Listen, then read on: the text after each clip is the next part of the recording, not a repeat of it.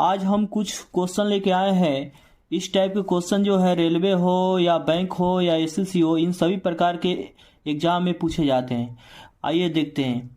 यहाँ पे क्वेश्चन दिया है कि 4200 रुपये की राशि को अमर और मदन के बीच 9:5 के अनुपात में बांटा गया, तो मदन को कुल कितनी राशि प्राप्त होगी ये बताना है। 4200 रुपये है, इसको दो व्यक्ति में बांटा गया है, मदन और अमर के बीच, और दोनों का अनुपात क्या है, 9:5 का अनुपात इसमें दिया है। ठीक है, तो यहाँ पे इसको दो तरह से बना सकते हैं। जैसे मान लीजिए कि हमको निकालना किसका है, तो निकालना हमको है यहाँ पे मदन के कुल राशि कितना प्राप्त होगी ये बताना है। ठीक है, तो कुल राशि जो है वो 4200 रुपये है, और 4200 रुपये में से जो मदन का जो अनुपात है वो यहाँ पे कितना है, दोनों का अनुपात दिया है यहाँ पे। अमर और मदन का जो अनुपात दिया है 9:5 का अनुपात दिया है। ठीक है, तो यहाँ पे जो मदन का निकालना है, तो जो जिसका निकालना है उसको हमेशा ऊपर लिखा जाता है, और नीचे क्या किया जाता है, दोनों को जोड़कर लिख दिया जाता है। तो 9 और 5 14 हो जाएगा। जिसका भी निकालना है उसको हमेशा कहाँ लिखते हैं, ऊपर लिखते हैं, और नीचे जो है दोनों को जोड़ के नीचे लिखते हैं। तो 9 और 5 14 हो गया। अब कटा देंगे तो 14 तियाँ 42, 300 हो गए यहाँ पे। तो इस तरह गुना करेंगे, कितना हो गया, 1500। यहाँ पे मदन को राशि प्राप्त होगी। मदन को कितना राशि प्राप्त होगी, 1500। या इसको दूसरे तरह से भी ऐसे बना सकते हैं। यहाँ पे अनुपात में देखा जाए तो यहाँ पे 9 और 5 का अनुपात है, और राशि जो है 4200 है। इसी अनुपात में इसको बांटा जा रहा है। तो इसका अर्थ है कि इसको अनुपातिक अगर मान देखा जाए तो 9 और 5 14, तो 14 का मान कितना दिया है, अनुपात में 14 और रुपया में टोटल 4200 हो गया। तो इस तरह हमको निकालना किसका है, यहाँ पे मदन का निकालना है, तो 5 का निकालना है। तो 5 का मान कितना हो जाएगा, तो 14, यहाँ पे 4200 बट्टा 14 गुना 5, तो 14 तियाँ 42। तो इस तरह कितना हो जाएगा, 1500 इसका मान निकल जाएगा। मगर मदन को कितना राशि प्राप्त होगी, यहाँ पे 1500 राशि मदन को प्राप्त होगी। अगर मान लीजिए कि अमर को निकालना है तो यहाँ पे क्या करेंगे, 9 ऊपर लिख देंगे और नीचे 14 कर देंगे। तो इस तरह निकाल सकते हैं। इसके बाद अगला क्वेश्चन देखेंगे। क्वेश्चन बोल रहा है यहाँ पे, रमेश और श्याम ने वार्षिक परीक्षा में अंक 4:7 के अनुपात में अर्जित किए। यदि उसके द्वारा अर्जित कुल अंक 1430 है तो रमेश ने कुल कितने अंक अर्जित किए। यहाँ पे रमेश और जो यहाँ पे श्याम है वह वार्षिक परीक्षा में 4:7 के अनुपात में अंक अर्जित किए हैं, और दोनों के द्वारा कुल अंकित और अंक जो है वो कितना है, वो 1430 है। तो बताना है कि रमेश ने कितने अंक अर्जित किए। तो रमेश और श्याम के द्वारा अर्जित अंक का अनुपात जो दिया है वो है 4:7 दिया है। तो हमको यहाँ पे रमेश का बताना है कि कितने अंक अर्जित किया, तो 1430 हो जाएगा। और यहाँ पे हमको श्याम का निकालना है, यहाँ पे रमेश का निकालना है। तो रमेश का हमेशा यहाँ पे है 4 है, तो 4 ऊपर आएगा, और नीचे क्या करेंगे, इस दोनों को जोड़ देंगे। तो 4 और 7 कितना हो जाएगा, 11 हो जाएगा। इसके बाद इसको हल कर देंगे, 11 एकम 11, 11 तियाँ कितना हो जाएगा, 33 हो जाएगा।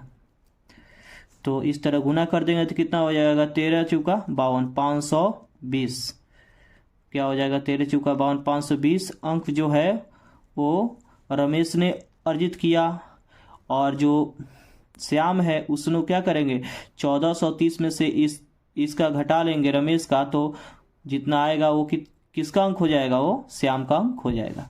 तो ऐसे निकाल सकते हैं, या डायरेक्ट ऐसे भी बनाया जा सकता है। हमको यहाँ पे टोटल जो है इसका अनुपातिक यहाँ पे मान कितना हो रहा है, 11 हो रहा है। तो 11 का मान कितना है, 11 का मान दिया है 1430 यहाँ पे दिया है। तो हमको रमेश का निकालना है, तो 4 का निकालना है। तो 4 का मान हो जाएगा 1430 और बट्टा 11 अगुना 4। तो इस तरह कटा देंगे तो 130 हो जाएगा, गुना कर देंगे तो कितना हो जाएगा, 520 अंक यहाँ पे आंसर हो जाएगा। तो इस तरह हम निकाल सकते हैं। इसके बाद अगला क्वेश्चन देखेंगे। यहाँ पे क्वेश्चन बोल रहा है कि राम और श्याम ने किसी व्यापार में 9:11 के अनुपात में पूंजी निवेश किया। यदि उसके द्वारा निवेश कुल पूंजी 3240 रुपये हो तो उसमें श्याम का हिस्सा राम से कितना अधिक होगा, ये बताना है। यहाँ पे राम और श्याम जो है किसी व्यापार में 9:11 के अनुपात में राशि को क्या कर रहा है, निवेश कर रहा है, माने पूंजी निवेश कर रहा है। और दोनों के द्वारा कुल जो पूंजी है वो 3240 रुपये है। तो बताना है कि श्याम ने राम से कितना अधिक पूंजी निवेश किया, ये बताना है। तो इसका अर्थ है कि अंतर निकालना है। तो राम और श्याम का जो यहाँ पे निवेश किया गया राशि का अनुपात क्या है, 9:11 है।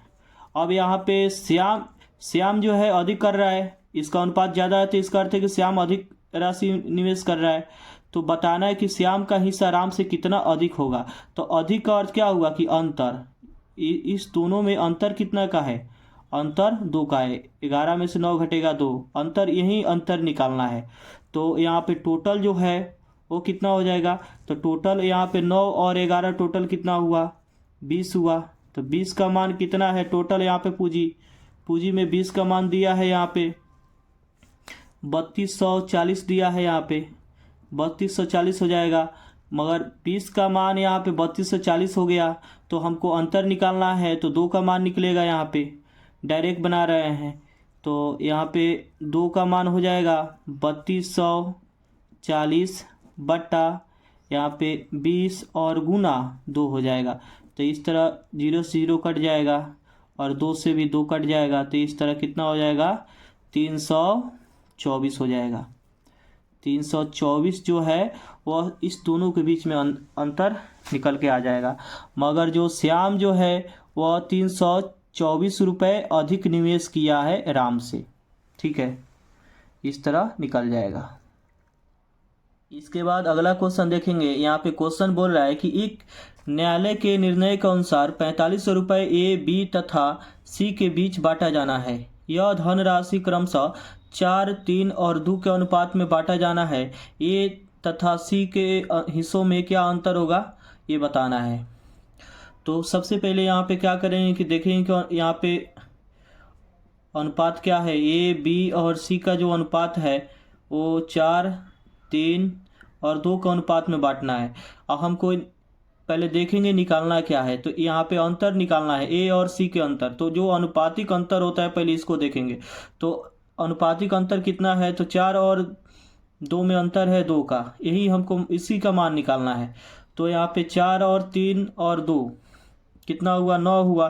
तो इस तरह 9 का मान कितना है, अनुपातिक 9 का मान जो है 4500 हो जाएगा, क्योंकि टोटल है, इसी को बांटना है। तो 4500 हो गया, इसलिए हमको निकालना है अंतर। तो डायरेक्ट यहाँ पे 2 का मान निकालेंगे।